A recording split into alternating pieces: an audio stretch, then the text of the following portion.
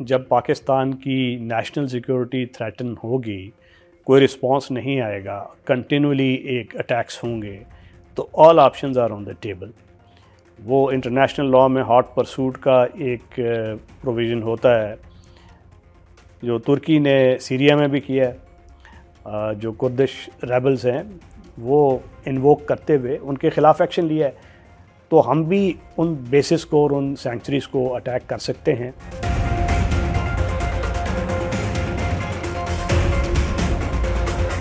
امریکنوں کا جو تصویراتی انٹرسٹ تھا وہ اس علاقے سے ہٹ کر ایسٹ ایشیا اور انڈو پیسیفک کی طرف ہو گیا، اور انہوں نے یہ بہتر جانا کہ یہاں سے کٹ دے لاسز اینڈ گو۔ اس میں بہت سی چیزیں دانستہ اور کچھ چیزیں نادانستہ امریکن فورسز سے سرزد ہوئیں، اور اس میں ایک یہ چیز تھی کہ جو انہوں نے ویپنز کے ڈمپس تھے وہ بہت سی جگہوں پہ وہ اسی طرح چھوڑ دیے۔ 2.5 lakh Afghan national and defence forces تھیں جو انہوں نے ٹرین کیا ہوا تھا، اور ان کے پاس یہ اسلحہ بھی تھا، مگر اس کے باوجود جب تحریک طالبان افغانستان اس نے کابل پہ قبضہ کیا تو بہت جلدی یہ پوری فورس منتشر ہو گئی۔ کچھ ان میں سے اسلحہ لے کر چلے گئے، کچھ اسلحہ جو افغان عبوری حکومت ہے جو TTA کی بعد آئی اس کے ہاتھ لگا۔ اب یہ جو اسلحہ ہے یہ وہ خرید کے کچھ لوگ ان سے خرید بھی رہے ہیں، کچھ لوگ اس کو چوری بھی کر رہے ہیں، اور یہی اسلحہ جو ہے یہ TTP جیسے عناصر پاکستان میں استعمال کر رہے ہیں۔ پاکستان نے مختلف جگہوں پہ اس کو پکڑا ہے، اس اسلحے کو، جس میں اسالٹ رائفلز ہیں، M4 M16 ہے، اور نائٹ ویژن ڈیوائسز ہیں۔ یہ امریکی اسلحہ ہے جو جنگ کے لیے استعمال ہوتا ہے، اور یہ بڑی اچھی پریسائز رائفل ہے۔ اس میں 5.56 ملی میٹر کا ایمونیشن ہوتا ہے، اور اسٹیبل پلیٹ فارم ہے، ایکوریٹ ہے، اینڈ اس کا رینج وہ اچھا خاصے رینج سے یہ مؤثر فائر کر سکتا ہے۔ اور پھر جو نارمل اسلحہ ہوتا ہے جو پولیس وغیرہ کے پاس ہوتا ہے وہ شاید اتنا کارگر نہ ہو کمپیئر ٹو دس ویپنری، اور کچھ ایسی وہ ملٹری گریڈ کمیونیکیشن ایکوپمنٹ تھی جو امریکنز وہ چھوڑ کے گئے ہیں، تو وہ بھی استعمال ہوتا ہے، ظاہر ہے۔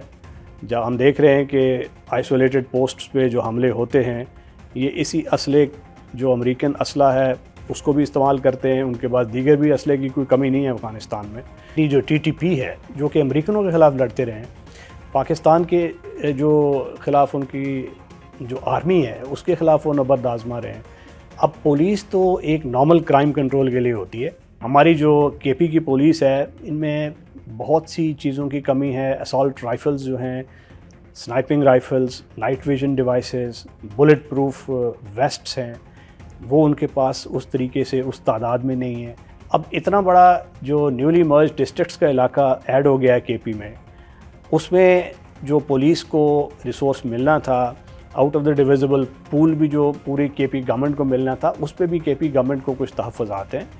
اور ایک کانورسیشن تھی جو پولیس کے ساتھ جس میں کچھ ایسے فگرز آئے کہ 19 ارب کے لگ بھگ ان کو اماؤنٹ سرے دست اسٹیٹ وے درکار ہے، چونکہ first responder counter terrorism operations میں پولیس ہوتی ہے۔ جو نیولی مرج ڈسٹرکٹس میں تقریباً تمام کنٹرول اس وقت فوج کے پاس ہے، اور آرمی نبرد آزما ہے دہشت گردی کی جتنی بھی کاروائیاں ہو رہی ہیں ان کو فوائل کرنے کے لیے۔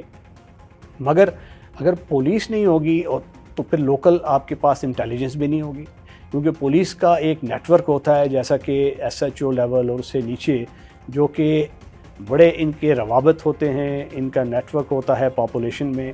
تو کوئی بھی لوکل پاپولیشن میں اگر باہر سے عنصر آ کے یہ کارروائی کرتا ہے تو پولیس کی انفارمیشن جو ہے وہ سب سے پہلے ہوتی ہے، اور وہ unfortunately that is a missing link.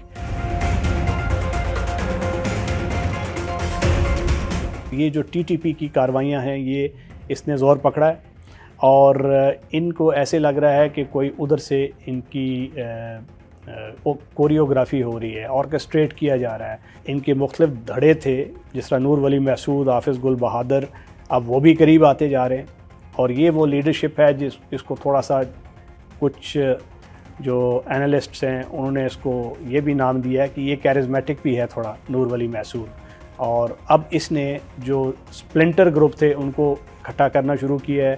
Pakistan کے لیے افغان عبوری حکومت نہ القاعدہ سے لڑے گی, نہ ISKP سے لڑے گی, نہ TTP سے لڑے گی. یہ ہمیں بڑا کلیئر ہو جانا چاہیے, کیونکہ وہ اتنے مضبوط نہیں ہے کہ نان اسٹیٹ ایکٹرز کے ساتھ پاکستان کے لیے نبرد آزما ہو سکے, اور نہ وہ یہ چاہتے ہیں. وہ یہ TTP کو پاکستان کا مسئلہ سمجھتے ہیں.